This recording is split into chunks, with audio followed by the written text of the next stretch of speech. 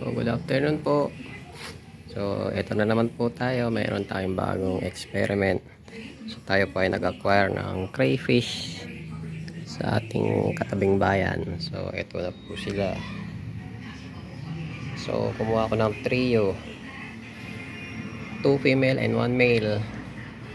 So, tinuruan ako mag-sexing doon sa pinagbilan ko. Pero, I didn't attempt na hawakan sila, baka po ma-stress, kaya next time na lang po ako mag-aaral uli at mag-verify paano mag-sexing.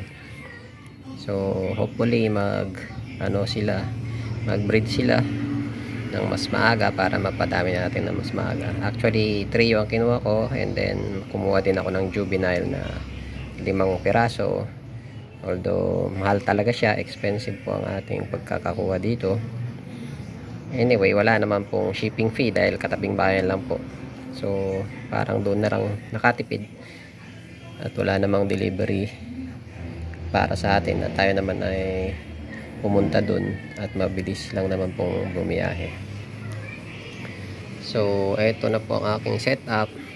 Mababaw lang po, mga 2.5 inch, mga ganun lang, dahil nakita ko sa setup nung pinagbilan ko mababaw lang ang tubig at pwede namang walang aerator. So hopefully mag-thrive sila dito na walang aerator, dahil based dun sa dami nila at mag-switch on ako ng isang pump, medyo hindi po siya feasible sa ating gastos sa kuryente pag ganito pa lang kakonti.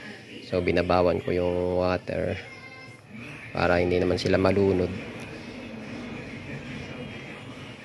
So ganun po ang ating setup ngayon. Hopefully mag-thrive sila. So ayan po, magdadagdag pa po tayo ng isang ganito para dun sa mga juvenile naman. Hindi ko sila ihahalo at baka po ay kainin sila ng mga breeder.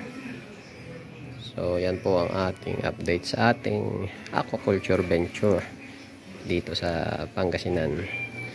Thank you po for watching. God bless.